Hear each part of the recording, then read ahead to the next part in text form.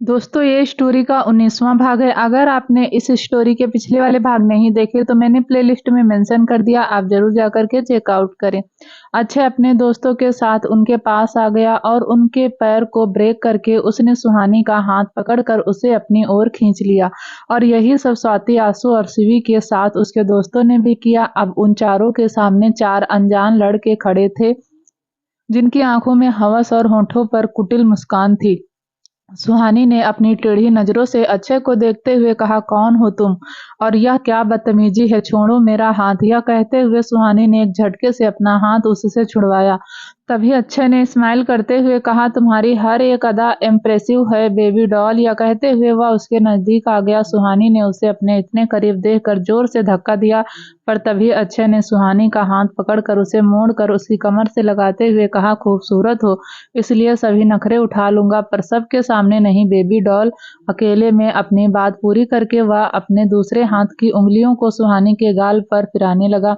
अक्षय के दोस्त भी शिवी, स्वाति और आशु के साथ वही सब कर रहे थे जो अक्षय सुहानी के साथ कर रहा था। अक्षय की उंगली सुहानी के चेहरे से फिसल कर उसकी नेक पर आ गई थी। तभी सुहानी और स्वाति ने अपने हील से अक्षय और उस दूसरे लड़के के पैर पर जोर से मारा। सुहानी की पेंसिल हील अक्षय के ब्रांडेड शूज में होल करके उसके पैर में जोर दे रही थी और वह अपनी पूरी ताकत लगाकर अपने हील को उसके जूते पर प्रेस कर रही थी, जिससे अक्षय के चेहरे पर दर्द उभर आया और उसने सुहानी का हाथ छोड़ दिया। तो वही स्वाति भी उस लड़के की पकड़ से आजाद हो गई। फिर दोनों ने जल्दी से शिवी और आशु को छुड़ाया और चारों भागकर क्लब से बाहर आ गई। उनके पीछे पीछे अक्षय और उनके दोस्त भी बाहर आ गए।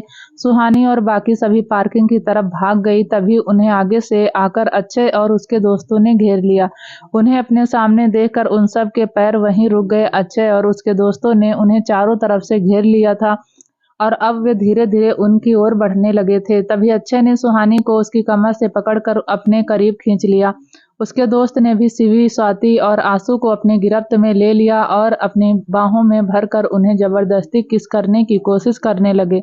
अक्षय अपने होठों पर डेविल स्माइल लिए सुहानी के होठों को ही देख रहा था और फिर उसे किस करने के लिए आगे बढ़ने लगा कि तभी पीछे से किसी ने उसकी गर्दन को कसकर पकड़ लिया और जोर से उसे पीछे की तरफ खींचते हुए उसे सुहानी से दूर धकेल दिया। सुहानी ने जब अपने सामने खड़े शख्स को देखा तो डर से उसके पैर कांपने लगे। वह अपनी डरी हुई आंखों से कियान को देख रही थी, तो वहीं कियान अपनी आंखों से ही उस पर आग बरसा रहा था। उधर रिहान ने उस लड़के के हाथ को जोर से पकड़कर मरोड़ दिया जो शिवी को छूने जा रहा था। उसके ऐसा करते ही उस लड़के की दर्द भरी चीख पूरे पार्किंग एरिया में गूंज गई। राहुल ने भी स्वाति की कमर को पीछे से पकड़कर उसे अपनी तरफ खींचते हुए उस लड़के को एक जोर से लात मारी जो उसके करीब आ रहा था। राहुल की लात पड़ते ही वह लड़का दूर जा गिरा। एक लड़का जिसने आंसू को खूब कसकर पकड़ा हुआ था, जब उसकी नजर कियान, रिहान और राहुल पर पड़ी तो वह डर से सहम गया। वे उसे घूर कर देख रहे थे। उसने जल्दी से आंसू का हाथ छोड़ दिया और पीछे हट गया। आंसू बहुत ज्यादा डर गई थी। वह इतनी शौक में थी कि अपनी जगह से हिल भी नहीं रही थी। उसकी आंखों के सामने कुछ महीने पहले उसके साथ हुए हादसे की झलक आने लगी। आज के हादसे ने उसके पुराने जख्मों को हरा कर दिया था, इसलिए वह उस लड़के के छोड़ देने के बाद भी वहीं खड़ी डर से कांप रही थी। सबने खुद को उन लड़कों से बचाने की कोशिश की थी, पर आंसू ने कोई एफर्ट नहीं लगाया। वह बस एक स्टैचू की तरह बुत बनकर खड़ी रोए जा रही थी। सुहानी की नजरें जब कांपती हुई आंसू पर गई तो वह जल्दी से उसके पास गई और वह उसे अपने गले से लगाते हुए बोली, तू ठीक तो है ना? आंसू ने कुछ नहीं कहा और सुहानी के गले लगकर बस रोती रही। तभी उसके पास स्वाति और शिवी भी आ गई। वह सभी आंसू को संभालने लगी, पर उसका रोना बढ़ता ही जा रहा था। वहीं कियान, राहुल और रिहान तीनों उन्हें देख ही रहे थे कि तभी अक्षय की आवाज उनके कानों में गई। उनके हाथ में गन थी और वह गन को कियान के ऊपर पॉइंट करके खड़ा था। एक पल के लिए तो सब यह देखकर डर गए और सोचने लगे कि अब क्या होगा, पर रिहान और राहुल अपने चेहरे पर नॉर्मल एक्सप्रेशन लिए खड़े थे। राहुल ने मन ही मन खुद से कहा, लगता है इसका टाइम पूरा हो गया है, इसलिए डेविल से पंगा ले रहा है। वहीं कियान, जो अब तक अक्षय की तरफ अपनी पीठ किए हुए खड़ा था, उसकी आवाज सुनकर वह पलटकर उसे देखने लगा।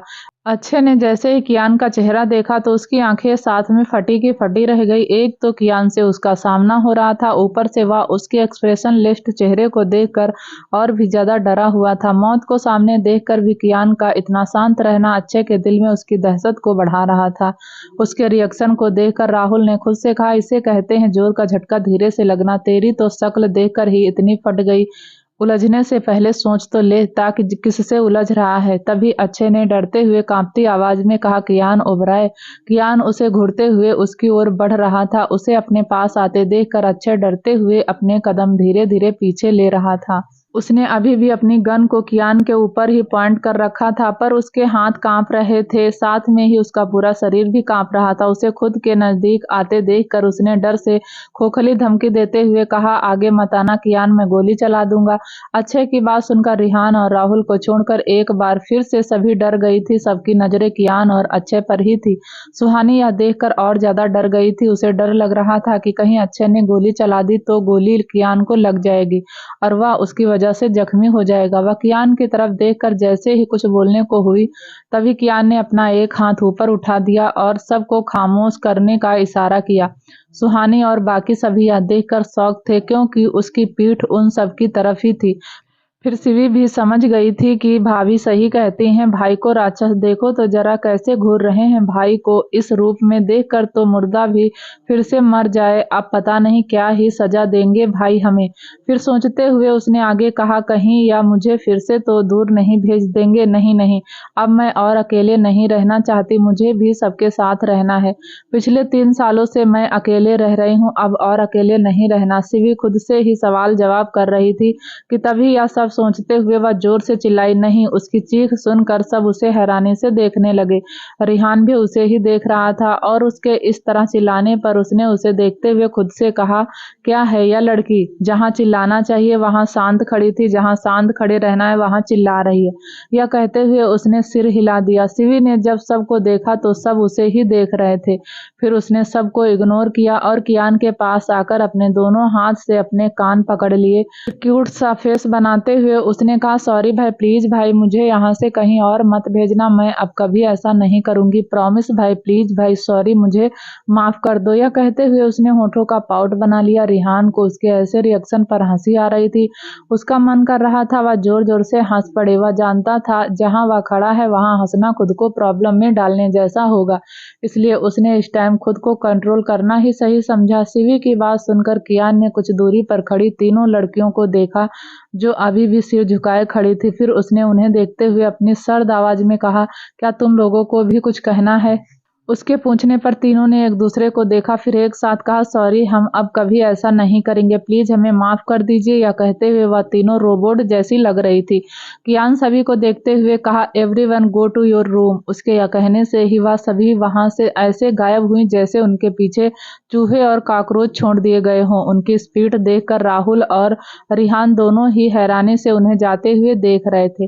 दूसरी तरफ ऑस्ट्रेलिया में लक्ष्य के पास एक कॉल आई। फोन सुनते ही उसके होठों पर एक सातिर मुस्कान छा गई। फिर कॉल कट होते ही उसने आशीष से कहा, चल अब टाइम आ गया है इंडिया वापस जाने का। उसकी बात सुनकर आशीष के होठों पर भी डेविल स्माइल आ गई। दूसरी तरफ इंडिया में सुहानी बालकनी में खड़ी चांद को देख रही थी कि तभी उसे कमरे में कियान की प्रेजेंट फील हुई। उसने अभी तक कियान से नजरें नहीं मिलाई थी। उसे डर था वह उस पर बहुत ज्यादा गुस्सा करेगा। उसे अपनी गलती का एहसास था, इसलिए वह शांत थी, पर अब तक शांत रहती, इसलिए वह गहरी सांस लेकर उसके पास चली गई।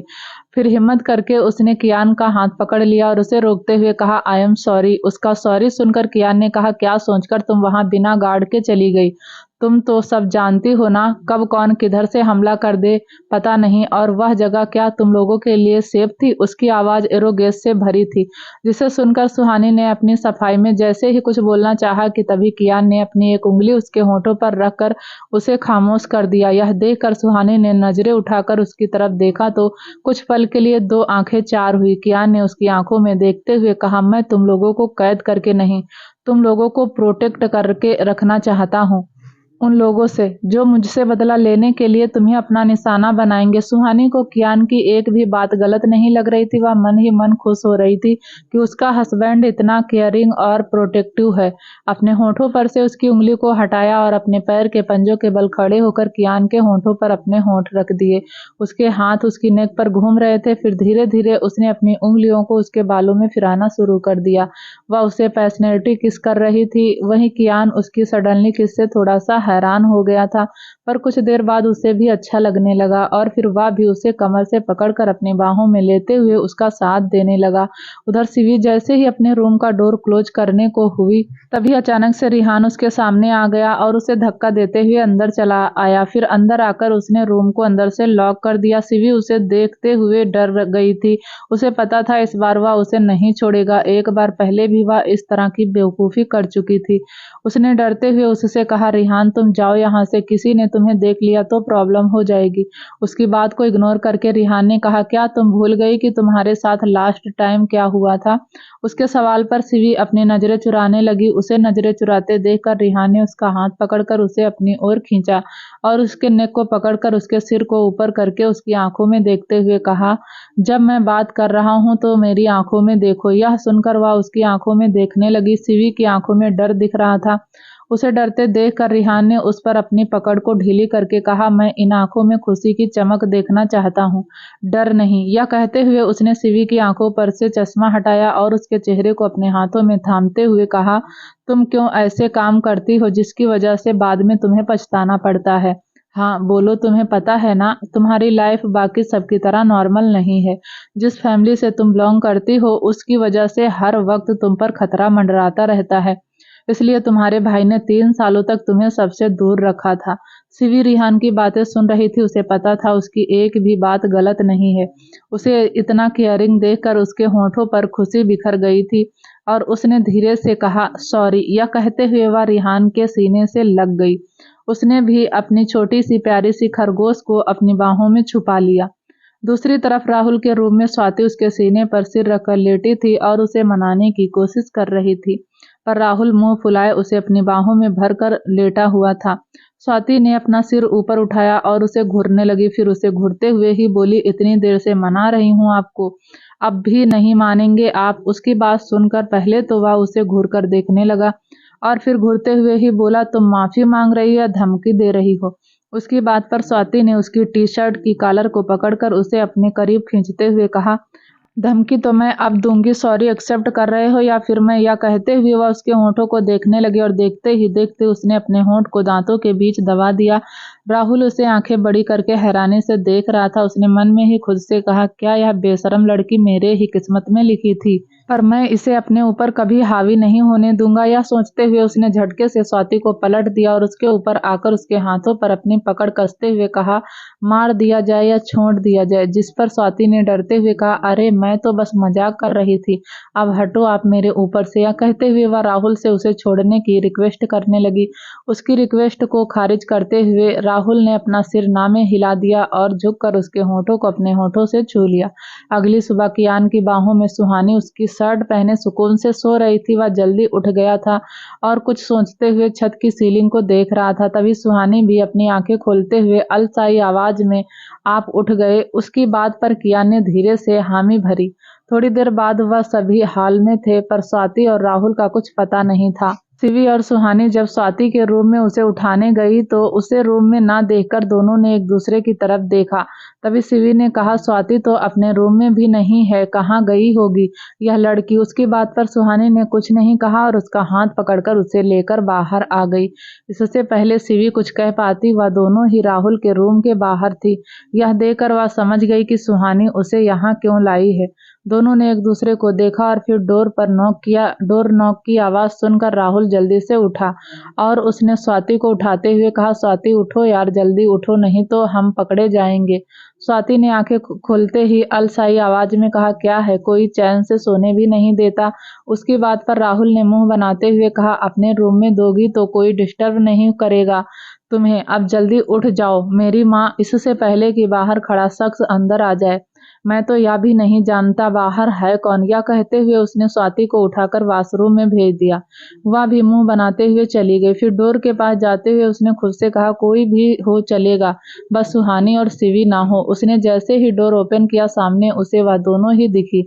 उन्हें देखकर उसकी आंखें बड़ी हो गई थी। तभी उसके साइड से रूम में झांकते हुए शिवी ने कहा, राहुल भाई, स्वाति अपने रूम में नहीं है। शिवी इसके आगे कुछ कहती उससे पहले ही राहुल ने जल्दी से कहा, वह यहाँ नहीं है। यहाँ तो मैं अकेले ही सो रहा था। बिना मांगे सफाई देना शक की वजह बनती है, और राहुल की सफाई ने सुहानी और शिवी के शक को यकीन में बदल दिया था। उसकी बात पर सुहानी और शिवी दोनों ही स्माइल करने लगी। फिर सुहानी ने उसे देखते हुए कहा, उन्होंने आपको नीचे बुलाया है। राहुल ने ओके कहा तो दोनों वहां से चली गई। उनके जाने के बाद स्वाति जल्दी से वॉशरूम से बाहर आई और उसे गुड मॉर्निंग विश करके चली गई।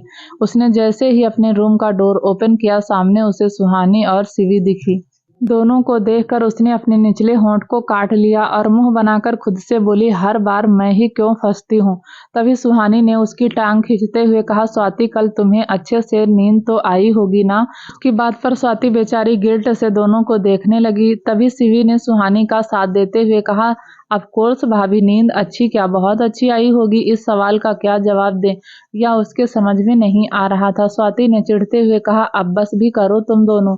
स्वाति की बात पर दोनों हंसते हुए वहां से चली गई। सभी को हॉल में बैठे थे कि तभी कियान का फोन रिंग हुआ। फोन की डिस्प्ले पर अननोन नंबर फ्लैश हो रहा था। कियान के एक्सप्रेशन बता रहे थे कि वह जानता है उसे कॉल करने वाला शख्स कौन है।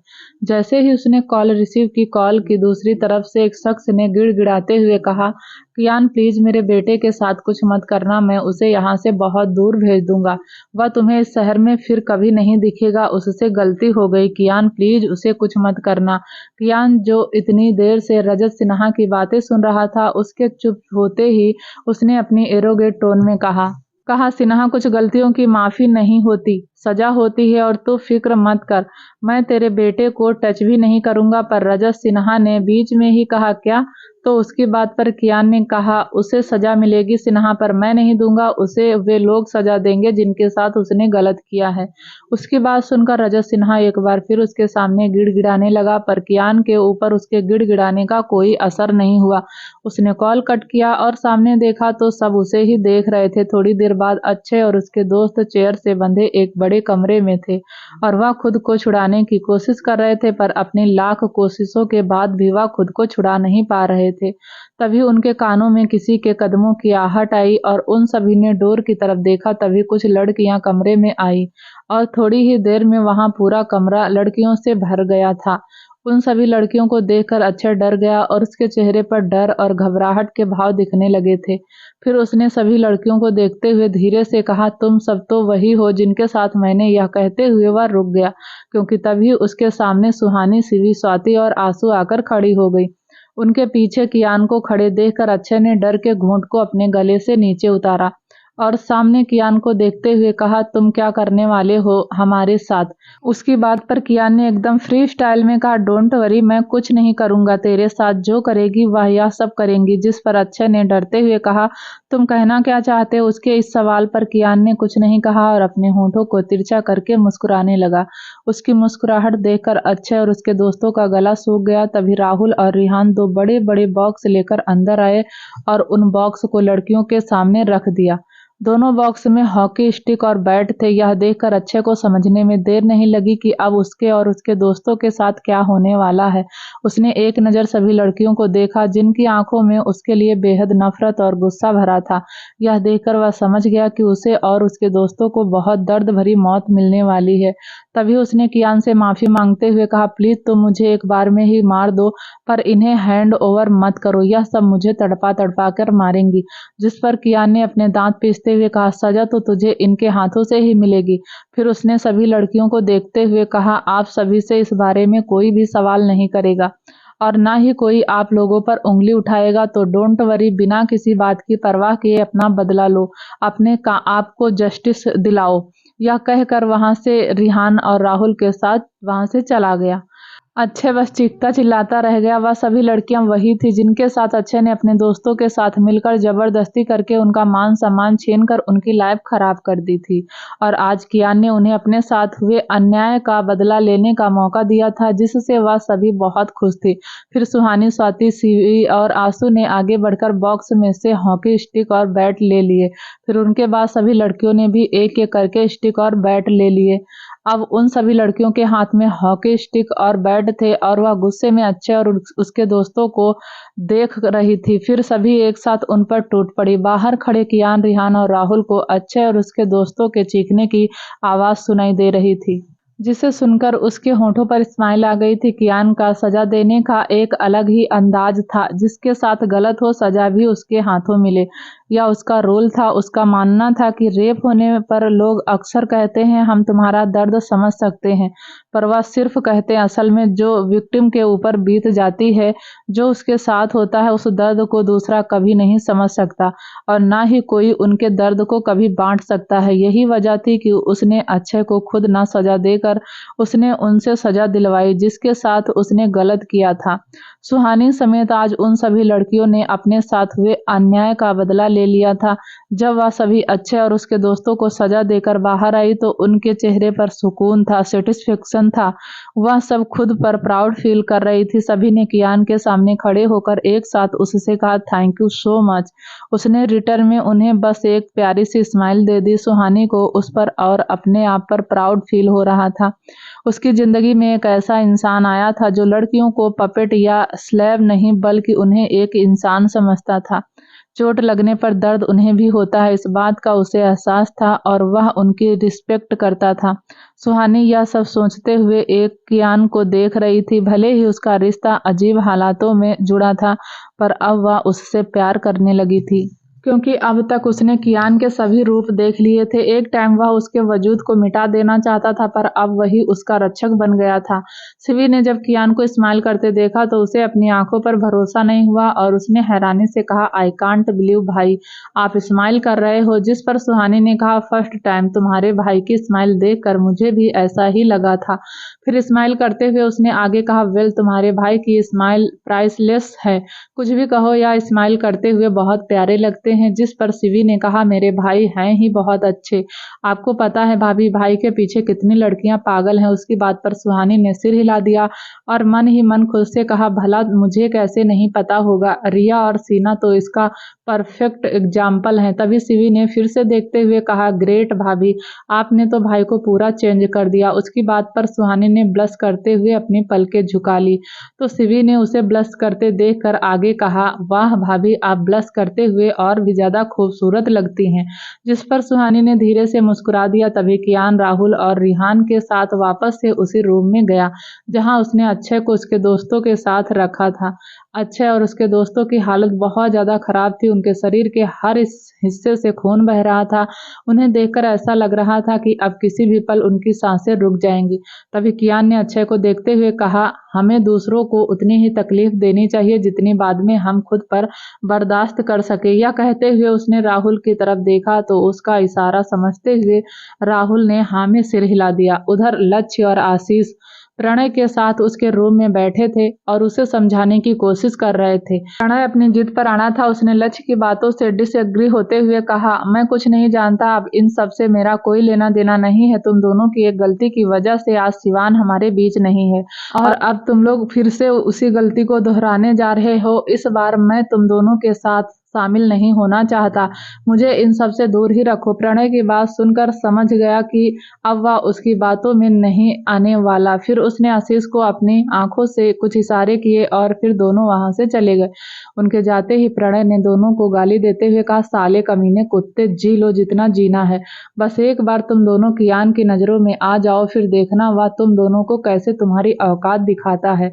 यह कहकर उसने गुस्से में अपनी मुट्ठी कस ली। 2 दिन बाद ब्रेकफास्ट करते हुए कियान ने शिवी से कहा अपनी पैकिंग कर लो, तुम्हें मेंशन जाना है। शिवी का इतना सुनना था कि उसके गले में खाना अटक गया और वह खांसने लगी। यह देखकर सुहानी ने उसकी तरफ पानी का गिलास बढ़ाया।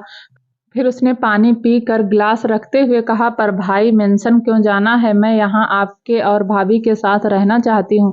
जिस पर कियान ने उसे समझाते हुए कहा, दादाजी की हेल्थ सही नहीं है, पहले जाकर उनसे मिलो, 1 हफ्ते वहाँ रहो उनके साथ, फिर उसके बाद तुम यहाँ वापस आ जाना। उसकी बात पर सिवी ने झल्लाते हुए कहा, भाई आपको तो पता है ना मैं वहाँ क्यों नहीं रहना चाहती, और रही बात दादाजी से मिलने की तो मैं उनसे 2 दिन में ही मिलकर वापस आ सकती हूँ।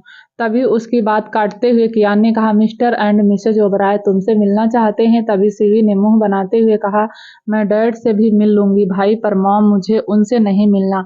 सुहानी जो इतनी देर से दोनों भाई बहन की बातें सुन रही थी, उसे समझ नहीं आ रहा था सिवी अपनी माँ से मिलना क्यों नहीं चाहती।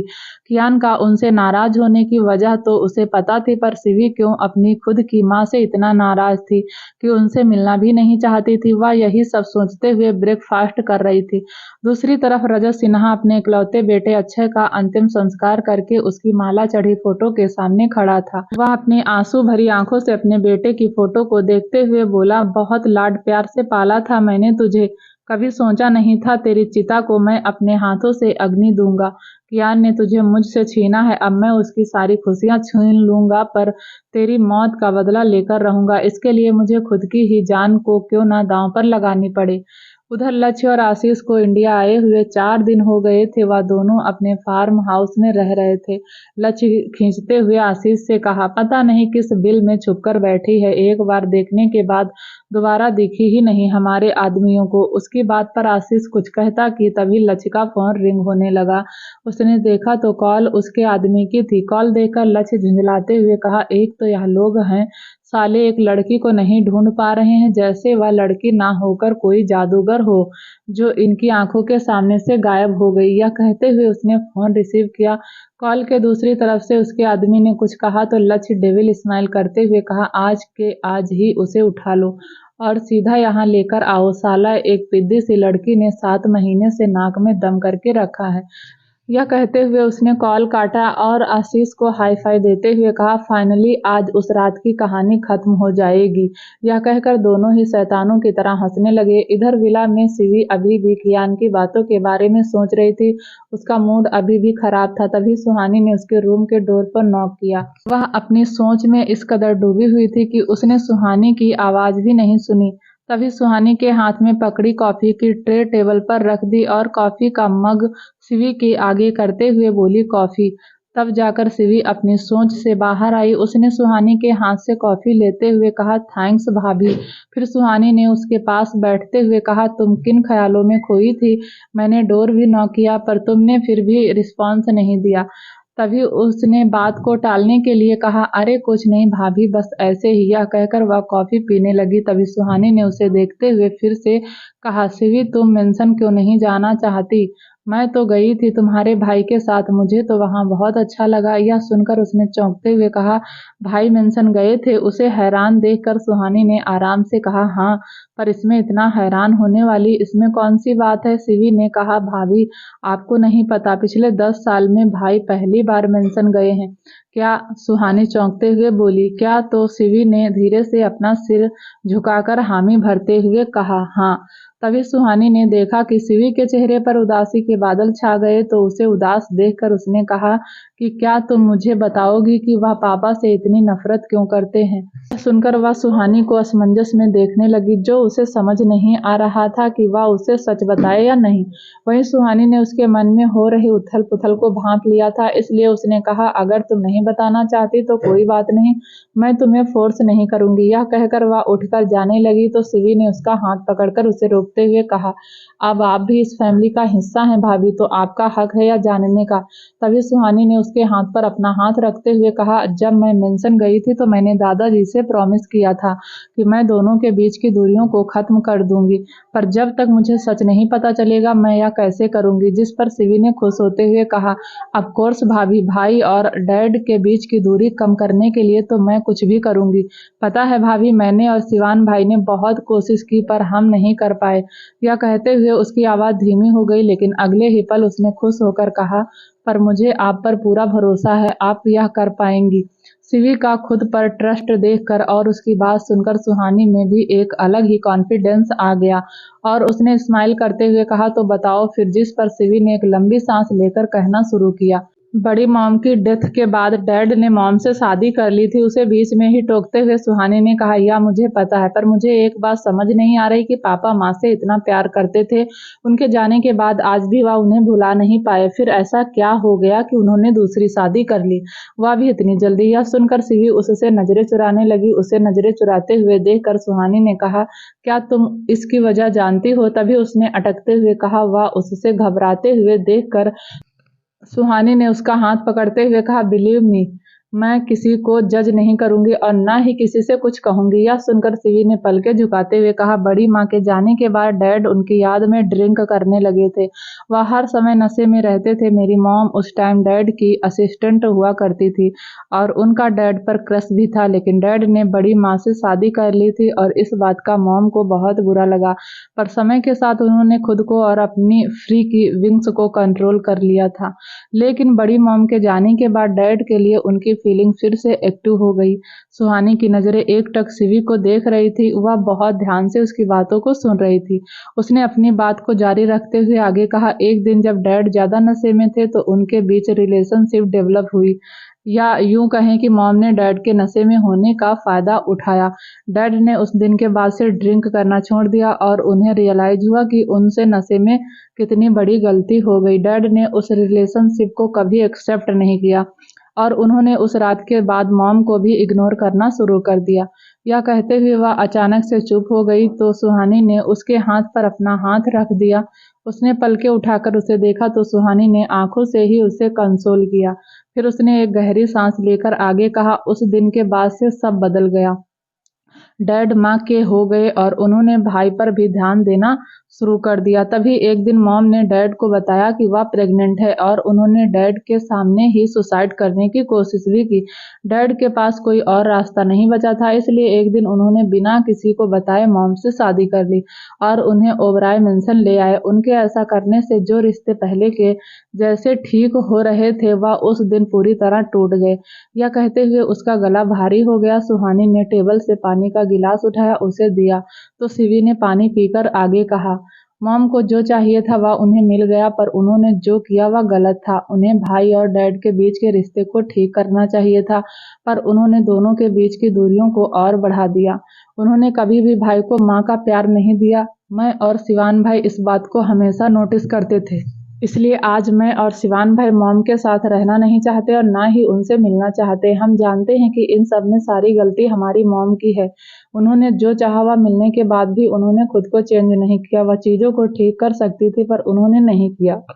यह कहते हुए शिवी ने गहरी सांस लेते हुए अपने आगे कहा, हमारी फैमिली एक हैप्पी फैमिली भी बन सकती थी, पर उन्होंने चीजों को और ज्यादा खराब कर दिया। वह मिसेज ओबराय तो बन गई थी पर एक माँ कभी नहीं बन पाई। इतना कहते हुए शिवी की आंखों में आंसू गिरने लगे। यह देखकर सुहानी ने उसे हक कर लिया और उसे कंसोल करते हुए कहा, हम है ना, हम दोनों मिलकर सब ठीक कर देंगे। शिवी ने सुहानी से अलग होकर उसका हाथ पकड़ते हुए कहा, आई नो भाभी, मेरी मॉम बहुत। यह कहते हुए उसकी जुबान लड़खड़ा गई। उससे आगे अब एक वर्ड भी बोला नहीं जा रहा था। तभी सुहानी ने उसके गाल पर हाथ रखते हुए कहा, हम उन्हें भी बदल देंगे। शिवी ने उम्मीद भरी नजरों से उसे देखकर कहा, सच भाभी? सुहानी ने पलकें झपकाई और हाँ में सिर हिलाया। तो शिवी ने आगे कहा, आपको आज मुझसे एक प्रॉमिस करना होगा। सुहानी ने सवालिया नजरों से उसे देखते हुए कहा कि कैसा प्रॉमिस? जिस पर शिवी ने स्माइल करते हुए कहा, भाभी आप भाई को कभी छोड़कर मत जाना। मैंने भाई की आंखों में देखा है, वह आपसे बहुत प्यार करते हैं। यह सुनकर सुहानी ने मुस्कुराते हुए कहा और फिर दोनों मिलकर पैकिंग करने लगी। पैकिंग करते हुए सुहानी ने कुछ सोचते हुए शिवी से कहा, वैसे तुम्हें कैसे पता चला यह सब? यह कहते हुए सुहानी ने मन ही मन खुद से कहा, एक माँ तो यह बात कभी नहीं बताएगी अपने बच्चों को। शिवी ने गहरी सांस लेते हुए कहा, मैंने मॉम को उनकी फ्रेंड से बात करते हुए सुन लिया था।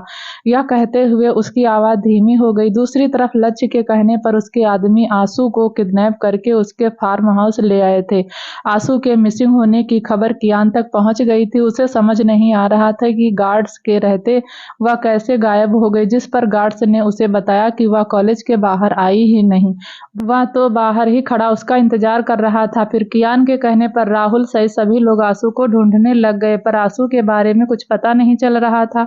उधर सुहानी जब शिवी के रूम से निकलकर अपने रूम में आई तो उसे कियान को रूम में चहलकदमी करते देखकर कहा, क्या हुआ, सब ठीक तो है ना? पर तभी कियान ने उसके सवाल को इग्नोर करते हुए कहा, क्या आंसू को किसी से खतरा है? उसने यह सवाल सुहानी से इसलिए किया था क्योंकि उसे पता चल गया था कि आंसू के किडनैप के पीछे उसके दुश्मनों का हाथ नहीं, वह कोई ऐसा है जिसकी दुश्मनी सिर्फ आंसू से है। सुहानी उसे हैरानी से देख रही थी। उसे इतना परेशान होते हुए देखकर कियान ने तुरंत कहा, तुम इसे ज्यादा सीरियसली मत लो। मैं इसीलिए पूछ रहा हूँ क्योंकि मैंने प्रोटेक्शन के लिए कुछ न्यू गार्ड्स हायर किए हैं। वह आंसू के बारे में सब जानना सुनना चाहते थे ताकि वे उसे अच्छे से प्रोटेक्ट कर सके। यह कहते हुए उसने अपने मन में खुद से कहा, नर्वस जैसे वर्ड तो मेरी डिक्शनरी में थे भी नहीं, पर आज वह भी ऐड हो गया। कियान अभी खुद से बात ही कर रहा था कि तभी सुहानी ने कहा, वैसे तो आंसू को किसी से भी खतरा नहीं है, पर 7 महीने पहले उसके साथ एक इंसिडेंट हुआ था। जिस पर कियान ने जल्दी से कहा, कैसा इंसिडेंट? तभी सुहानी ने उस इंसिडेंट को याद करते हुए कहा, 7 महीने पहले मैं आंसू को अपने साथ शिमला ले गई थी मेडिकल कैंप के दौरान। कुछ लड़कों ने आंसू को किडनैप नहीं कर लिया था, पर उसके साथ कुछ गलत नहीं हुआ। उन लड़कों में से ही एक लड़के ने उसे बचाया और उसके लिए अपने दोस्तों से लड़ भी गया था। आंसू आज भी उस हादसे से खुद को निकाल नहीं पाई है। आज भी वह नींद में डर कर उठ जाती है और रोने लगती। यह कहते हुए उसके चेहरे पर एक दर्द उभर आया था। कियान ने कुछ सोचते हुए उससे एक और सवाल किया, क्या तुम जानती हो उन लड़कों के बारे में जिस पर उसने नामे सिर हिला दिया? उसे परेशान देखकर उसने सुहानी को गले लगा लिया और उसे कंफर्ट किया। फिर अपने रूम से निकलकर वह स्टडी रूम में चला गया। राहुल ने कियान को अपने सामने देखकर कहा, फोन भी ऑफ है। कियान ने कुछ सोचते हुए कहा, कॉलेज के पास जितने भी शॉप है उन सबके सीसीटीवी फुटेज चेक करने के लिए कहो। राहुल ने ओके कहा और अपने आदमियों को उसके कहने के अनुसार इंस्ट्रक्शन दे दिए। दूसरी तरफ आंसू को जब फार्म हाउस लाया गया तब वह अनकॉन्शियस थी, पर अब वह धीरे धीरे होश में आ रही थी। उसने जैसे ही खुद को अनजान जगह देखा तो वह जल्दी से उठकर बैठ गई। पूरे रूम में वह अकेली थी। आंसू उठी और रूम से निकलकर सीढ़ियों से दबे पांव नीचे आ रही थी। तभी सीढ़ियों के जस्ट नीचे साइड में बने बार काउंटर पर 2 लोगों को खड़े देखकर वह रुक गई। उनकी बैक आंसू की तरफ थी, जिसकी वजह से वह उनका चेहरा नहीं देख पा रही थी, पर उसकी बातें उसे क्लियरली सुनाई दे रही थी। लक्ष्य ने आशीष से कहा, उन्हें कॉल कर दिया तूने? जिस पर आशीष ने कहा, हाँ कर दिया, पर उसने थोड़ी देर में आने के लिए कहा है। लक्ष्य ने पूछा, क्यों? आशीष ने कहा, तू भूल गया क्या? क्या डिसाइड किया था हमने? पहले हम अपने अधूरे काम को पूरा करेंगे, फिर बाद में उसे उन्हें दे देंगे। आशीष ने ड्रिंक की सिप लेकर आगे कहा, अब इस लड़की ने इतना ज्यादा परेशान किया है हमें, थोड़ा तो हम भी इसे परेशान करें। लक्ष्य हंसते हुए बोला, मैं यह कैसे भूल सकता हूँ। You are right bro. आंसू छुपकर उनकी बातें सुन रही थी। यह सब सुनकर उसके हाथ पैर कांपने लगे। वह जल्दी से वहां से भाग जाना चाहती थी। वह यही सब सोचते हुए दबे पांव निकल ही रही थी कि तभी उसके पैर से टकराकर वह वास गिर गया। वास के गिरने की आवाज सुनकर आशीष और लक्ष्य पलटकर उसे देखने लगे। जैसे ही वह पलटे आंसू उनका चेहरा देखकर हैरान हो गई। उसने बड़ी मुश्किल से डरते हुए कहा, तुम दोनों? आंसू के चेहरे पर डर देखकर आशीष और लक्ष्य के होंठों पर डेविल स्माइल आ गई। दोनों ने उसे देखकर हंसते हुए कहा, हाँ हम दोनों। यह अच्छा है ना, 7 महीने से ना तुम हमें भूली ना हम तुम्हें। यह कहते हुए दोनों जोर जोर से हंसने लगे। आंसू अपने सामने उन 2 राक्षसों को देख रही थी जिन्होंने 7 महीने पहले उसे बर्बाद करने की कोशिश की थी। उन्हें अपने सामने देखकर वह डर से कांप रही थी। उसकी आंखें डर और हैरत से बड़ी हो गई थी, तो वहीं वह दोनों होंठों पर डेविल स्माइल लिए अभी भी हंसे जा रहे थे और अपने कदम धीरे धीरे आंसू की तरफ बढ़ा रहे थे। उन दोनों को देखकर आंसू के पैर वहीं जम गए थे। जब वह दोनों उसके थोड़ा और पास आए तो वह हरकत में आई और उसने अपनी पूरी ताकत एक करके अपने पैरों के पास गिरे वास को उठाकर उन दोनों के ऊपर फेंक दिया। मेन डोर लॉक होने की वजह से वह बाहर नहीं निकल पाई, इसलिए वह उनसे बचते हुए घर में ही इधर से उधर भागने लगी और हाथ में आ रही चीजों को उठा उठाकर उनके ऊपर फेंकने लगी। आंसू की इस हरकत पर लक्ष्य खिसियाते हुए बोला, देखो तो जरा कैसे बिल्ली शेरनी बनने की कोशिश कर रही है। आंसू उनसे बचते हुए सीढ़ियों से ऊपर जाने लगी। तभी आशीष ने उसके एक पैर को पकड़ लिया और उसके आगे बढ़ते कदम ही रुक गए। आंसू को अपनी पकड़ में देखकर आशीष के होठों पर डेविल स्माइल आ गई तो वहीं लक्ष्य भी आंसू के चेहरे पर डर देखकर मुस्कुराया। हाँ भैया। आशीष की गिरफ्त में आकर आंसू अंदर तक सहम गई थी, उसका पूरा शरीर कांपने लगा था। वहीं आशीष और लक्ष्य के होठों पर शैतानी मुस्कुराहट आ गई थी। आंसू अपनी डरी सहमी नजरों से उन्हें देख रही थी। तभी आशीष ने बेरहमी से हंसते हुए कहा, अब कहाँ जाएगी, बचकर पकड़ी गई ना। उसकी बात सुनकर आंसू और ज्यादा डर गई। तभी आशीष ने उसका पैर पकड़कर खींचा, जिससे आंसू उसके ऊपर आ गिरी। फिर जैसे ही उसने उठकर भागना चाहा भी आशीष ने उसके ऊपर अपनी पकड़ कस ली। वह उसे पीछे से पकड़कर उसके दोनों हाथों को अपनी गिरफ्त में लिए हुए था। लक्ष्य आंसू को स्ट्रगल करते देखकर स्माइल कर रहा था। तभी आंसू ने अपनी कोहनी से आशीष के पेट में जोर से वार किया। कोहनी लगते ही आशीष की चीख निकल गई और उसने जल्दी से आंसू को छोड़ दिया। आशीष की पकड़ से आजाद होते ही वह फिर से भागने लगी। तभी लक्ष्य उसे पकड़ने के लिए उसके पीछे भागने लगा। वह आंसू के पीछे भाग रहा था और तभी उसने टेबल से कुछ उठाया और उसे आंसू के पैर पर निशाना लगाते हुए फेंका। पैर पर कुछ लगते ही वह धड़ाम से नीचे गिर गई। वह फिर से उठकर भागने लगी, लेकिन तभी लक्ष्य ने उसका एक पैर मजबूती से पकड़ लिया। आंसू ने उसे अपने दूसरे पैर से एक लात मारी। लात पड़ते ही लक्ष्य थोड़ा और पीछे हो गया और आंसू को एक बार फिर खुद को बचाने का मौका मिल गया। आंसू को भागते देखकर लक्ष्य गुस्से में अपने दांत पीसते हुए बोला, बहुत हाथ पर चलने लगे हैं इसके। 7 महीने पहले तक तो यह एक भीगी बिल्ली थी और आज यह बिल्ली शेरनी बन रही है। इसे तो अभी इसकी औकात दिखाता हूं मैं। यह बोलते हुए वह फिर से उसके पीछे भागने लगा। आंसू लक्ष्य को अपने पीछे देखते हुए भाग रही थी कि तभी वह सामने खड़े आशीष से टकरा गई। आशीष ने आंसू को कसकर पकड़ा और उसे वहीं सोफे के बीच रखे टेबल पर धक्का दे दिया। वह धड़ाम से उस टेबल पर जा गिरी। इससे पहले वह उठ पाती आशीष ने उसके दोनों हाथों को अपनी गिरफ्त में ले लिया। फिर लक्ष्य अपने होठों पर शैतानी मुस्कुराहट लिए उसकी ओर बढ़ने लगा। उसने आंसू के नजदीक आकर अपना एक हाथ बढ़ाया और उसके मुंह को अपनी हथेलियों के बीच दबोच दिया। उसकी उंगलियां आंसू के गाल में धंस गई, जिसकी वजह से उसे तेज दर्द हो रहा था। उसके मुंह से घुटी घुटी सिसकियां निकल रही थी और उसकी आंखों से आंसू बहने लगे। लक्ष्य की बुरी नजर उसके गुलाबी सुर्ख होठों पर थी। वह गंदे इरादों को अपने मन में लिए उसके होठों की तरफ बढ़ गया। उसके और आंसू के होठों के बीच सिर्फ 2 इंच का फासला रह गया था। इससे पहले कि लक्ष्य उस फासले को मिटाकर उसके होठों से अपनी प्यास बुझा पाता, तभी धड़ाम की आवाज के साथ मेन डोर ओपन हुआ। आवाज सुनकर ऐसा लग रहा था जैसे किसी ने किक मारकर डोर को खोला हो।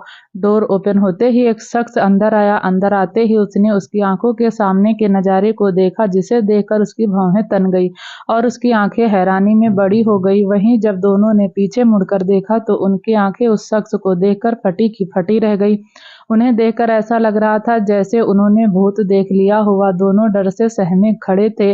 वहीं एक शख्स जो इस नजारे को देखकर हैरान खड़ा था, उसे कुछ याद आने लगा और याद आने के अगले ही पल उस शख्स ने अपने चेहरे पर गुस्से के भाव लाते हुए कहा, नॉर्थ अगेन। उसका इतना ही कहना था कि आशीष और लक्ष्य जो उसे देखकर हैरान थे, अब उसकी बात सुनकर दोनों की पकड़ उस पर ढीली हो गई और तभी आंसू खुद को उन दोनों से छुड़ाकर सामने खड़े शख्स के पास आई और जल्दी से रोते हुए उसके गले लग गई। 2 घंटे पहले मुंबई एयरपोर्ट पर खड़े शिवान और करण अपने ड्राइवर का वेट कर रहे थे। तभी शिवान ने झुंझलाते हुए करण से कहा, और कितना टाइम, आखिर कब बताएगा? तो मुझे बोलना, देख जरा मुझे, मैं अब पूरी तरह से ठीक हूँ यार, और अब तो हम वापस भी आ गए हैं।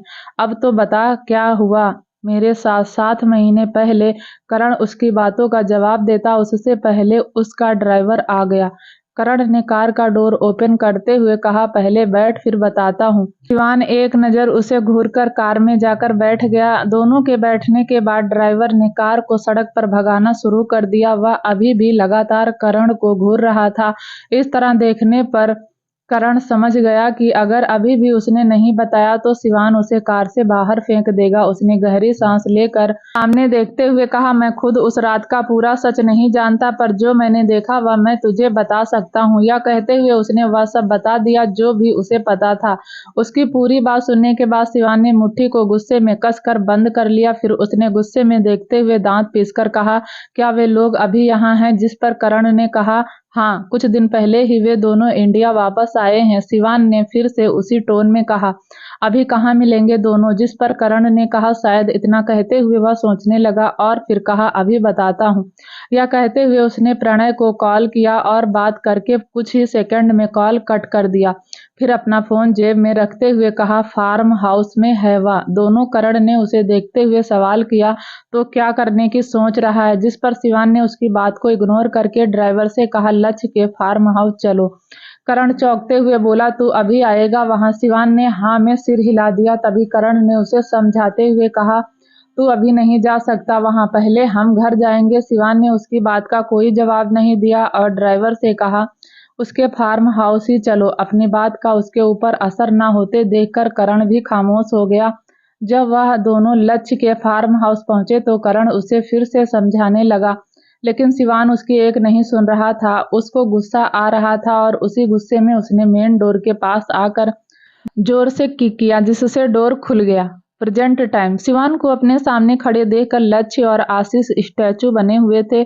उन्हें अभी भी अपनी आंखों पर विश्वास नहीं हो रहा था। उस रात तो उन्होंने उसकी कार को खाई में धकेल दिया था, तो फिर वह कैसे जिंदा बच सकता था। जहां वह दोनों यही सोच रहे थे तो वहीं उस रात की तरह फिर से वही सब देखकर शिवान की मेमोरी वापस आ गई थी। उसकी आंखों में गुस्सा था। वह अपने गुस्से की आग में दोनों को जला देना चाहता था।